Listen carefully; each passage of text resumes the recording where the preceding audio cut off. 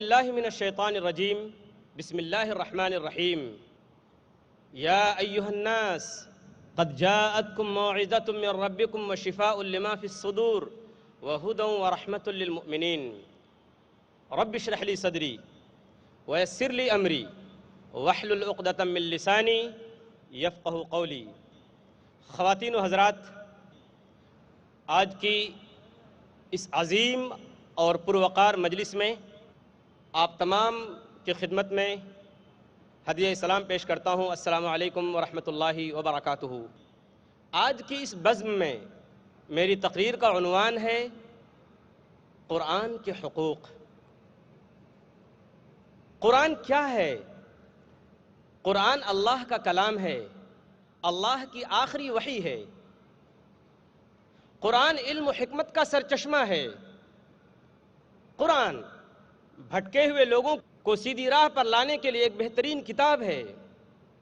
جو لوگ راہ راست سے گمراہ ہیں، ہٹے ہوئے ہیں، ان کو سیدھی راہ دکھانے والا ہے۔ قرآن دنیا کی سب سے بہترین کتاب ہے، اور اس کے ساتھ ساتھ پوری دنیا میں سب سے زیادہ پڑھی جانے والی کتاب قرآن ہے۔ لیکن افسوس کی بات ہے کہ بغیر سمجھے پڑھی جاتی ہے۔ عام طور سے مسلمان اپنے اوپر قرآن مجید کا یہ حق سمجھتے ہیں کہ یہ ہماری مقدس کتاب ہے، جسے ادب سے چھونا، چومنا، آنکھوں سے لگانا ضروری ہے۔ مسلمان اپنے اوپر قرآن مجید کا یہ حق سمجھتے ہیں کہ یہ کتاب اس لیے آئی ہے کہ جہیز میں اس کو دیا جائے، اور بیٹی کو گھر سے رخصت کرتے وقت اس کے سائے سے اس کو گزارا جائے۔ کورٹ، کچہری، عدالت، ان تمام موقعوں پر قسم کے لیے اس کو استعمال کیا جائے۔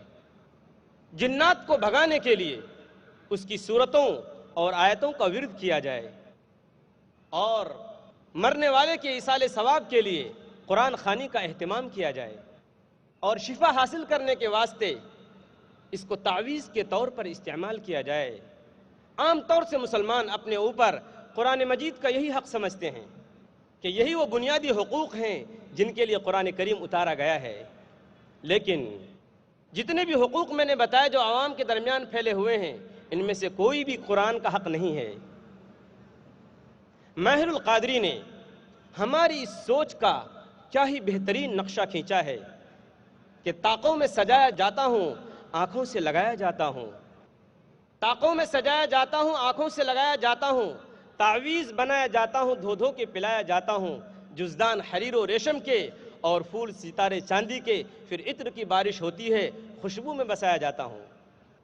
اور اس کے ساتھ ساتھ قرآن کریم کے نام پر جو جلسے، جو کانفرنسیں اور جو مجلسیں منعقد ہوتی ہیں، ان میں بھی زیادہ تر اس بات پر زور دیا جاتا ہے کہ قرآن کا مرتبہ کیا ہے، اس کا مقام کیا ہے، اس کی شان کیا ہے، اس کا درجہ کیا ہے، اور اس بات پر بہت کم توجہ دی جاتی ہے کہ مسلمان ہونے کی حیثیت سے ہمارے اوپر قرآن کے کیا کیا حقوق ہیں اور انہیں ادا کرنے کی کیا شکل ہے۔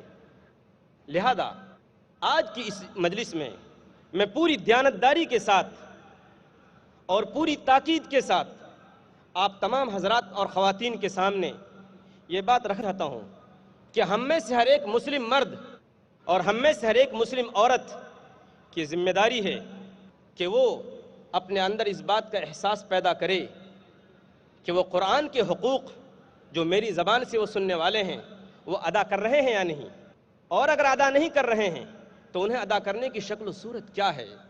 اور جب معلوم ہو جائیں کہ قرآن پاک کے یہ حقوق ہیں تو بغیر کسی تاخیر کے، بغیر کسی دیری کے ان تمام حقوق پر عمل کرنے کی کوشش شروع کر دیں، کیونکہ اس کا براہ راست اور ڈائریکٹ تعلق ہماری نجات سے ہے۔ اور اگر ہم نے قرآن پاک کے حقوق کو ادا کرنے میں کسی طرح کی بھی کوتاہی کی، کوئی کمی کی، تو پھر یاد رکھیے یہ کوتاہی اور یہ کمی قرآن کی شان میں قصیدہ پڑھنے، قرآن کا مرتبہ بیان کرنے سے پورا نہیں ہو سکتا۔ اس لیے آج کی اس نشست میں قرآن کے حقوق پر انشاءاللہ تفصیل سے روشنی ڈالنے کی کوشش کروں گا۔ ہر مسلمان پر قرآن مجید کے 5 حقوق ہیں۔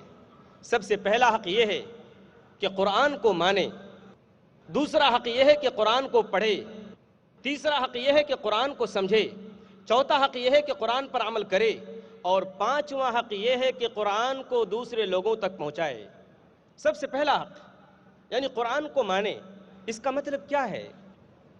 اس کا مطلب یہ ہے کہ قرآن پر ایمان لائے اور اس بات کا دل و زبان سے اقرار کرے کہ قرآن اللہ کا کلام ہے، اللہ کی آخری کتاب ہے، جو اللہ تبارک و تعالیٰ نے حضرت جبرائیل علیہ السلام کے ذریعے محمد صلی اللہ علیہ وسلم کے قلب اطہر پر اتارا ہے۔ یہ وہ بات ہے، یہ وہ ایمان ہے، اور یہ وہ چیز ہے جس پر سب سے پہلے خود محمد مصطفیٰ صلی اللہ علیہ وسلم ایمان لائے، اور آپ کے بعد صحابہ کرام بھی۔ اللہ فرماتا ہے سورہ بقرہ سورہ نمبر 2 آیت نمبر 285 کے اندر، آمن الرسول بما انزل الیہ من ربہ والمؤمنون، کہ رسول ایمان لایا اس چیز پر جو اس کی طرف وحی کے ذریعے بھیجی گئی، اور مسلمان بھی ایمان لائے۔ اور ان صحابہ کرام کا اور قرن اول اور پہلی صدی کے مسلمانوں کا، صحابہ اور تابعین اور تبع تابعین کا قرآن پاک پر ایمان پورے دل کی گہرائی کے ساتھ تھا، پورے دل کی گہرائی اور یقین کے ساتھ تھا، اور اس یقین پر مبنی تھا کہ قرآن اللہ تعالیٰ کا کلام ہے۔ تو اس کے نتیجے میں تو ایک طرف صحابہ کرام، تابعین، تبع تابعین کے دلوں میں قرآن پاک کی عظمت، عزت، اہمیت کا ایک گہرا نقش ان کے دلوں پر بیٹھ گیا، اور دوسری طرف ان کی زندگیاں بدلنی شروع ہو گئی، ان کے اندر انقلابات آئے، تبدیلیاں آئیں، چینجنگ آئی، اور اس کے نتیجے میں انہوں نے اپنے آپ کو بالکل قرآن کے حوالے کر دیا، قرآن کے تابع کر دیا۔ اپنی کوئی خواہش نہیں، کوئی چوائس نہیں، کوئی پسند نہیں، کوئی چاہت نہیں، کوئی آرزو نہیں، کوئی تمنا نہیں۔ قرآن نے جہاں جھکایا جھک گئے، اور جہاں اٹھایا اٹھ گئے۔ بھڑکتی نہ تھی خود بخود آگ ان کی، شریعت کے قبضے میں تھی باغ ان کی۔ جہاں کر دیا گرم گرما گئے وہ، جہاں کر دیا نرم نرما گئے وہ۔